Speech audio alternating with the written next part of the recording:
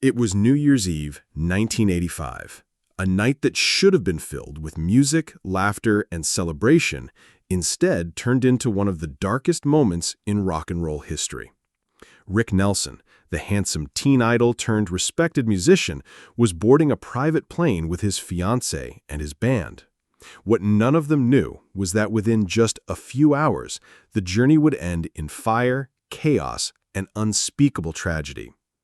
The life of Rick Nelson was one filled with both glamour and struggle. He was born into America's living room, starring alongside his parents in the iconic TV show The Adventures of Ozzie and Harriet. Audiences watched him grow up, and soon his velvet voice and boyish charm carried him into a successful music career. Hits like Poor Little Fool, Hello Mary Lou, and Travelin' Man cemented his status as a beloved star. But fame is a double-edged sword. The 1970s and 80s were not always kind to Nelson, and he worked tirelessly to rebuild his career, determined to prove that he was more than just a teen idol. By late 1985, things were finally turning around. Rick had formed the Stone Canyon Band, crafting a more mature country rock sound. He had a loyal fan base, and bookings were steady.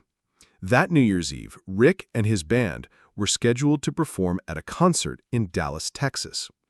They boarded a vintage Douglas DC-3 aircraft, a plane that, while nostalgic, had already raised eyebrows for its reliability.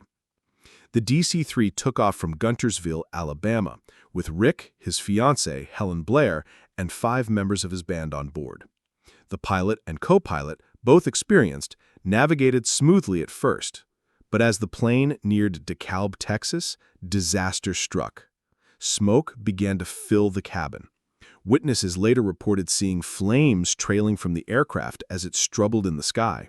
Passengers inside must have felt the searing heat, the choking fumes, and the rising panic as they realized something was terribly wrong. Imagine being trapped mid-air, knowing there was no simple way out. What do you do when the world outside is darkness and the only sound is the roar of fire and the rattling of a failing plane? The pilots attempted an emergency landing. They aimed for an open field near DeKalb, fighting desperately to keep the aircraft stable. But the fire spread too quickly. Just moments before reaching safety, the plane crashed into a stand of trees and exploded in a fiery blast. The terrifying last minutes of Rick Nelson and his companions had come to a devastating end. In the aftermath, speculation was rampant. Rumors swirled that the fire was caused by freebase and cocaine, a baseless accusation that unfairly tainted Nelson's reputation. It took years of investigation before the truth came out. The National Transportation Safety Board, NTSB, determined that the fire likely originated from a faulty cabin heater. That heater had a history of problems, and though it had been repaired multiple times, it was still a ticking bomb.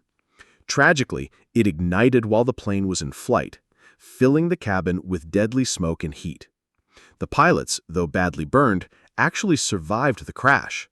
But for Rick Nelson, Helen Blair, and 5 members of the Stone Canyon Band, there was no escape. All 7 perished. News of Nelson's death stunned the world.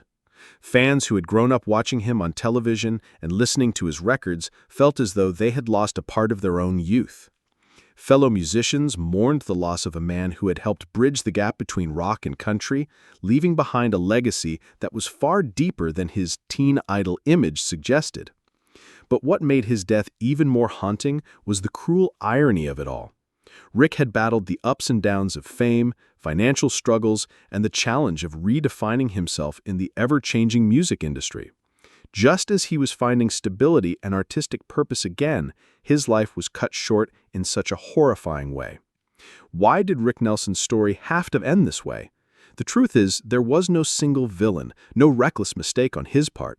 Instead, it was a cruel twist of fate, a mechanical failure that no one could have fully predicted. His death serves as a reminder of how fragile life is and how quickly everything we know can vanish. And yet, in a strange way, Rick Nelson's tragic end ensured that he would forever be remembered. Not just as a boy on television, not just as a chart-topping singer, but as an artist who lived and died with music at the center of his world. Even decades after his passing, Rick Nelson's songs continue to resonate. Listen to Garden Party, his 1972 hit, and you can almost hear his philosophy on life.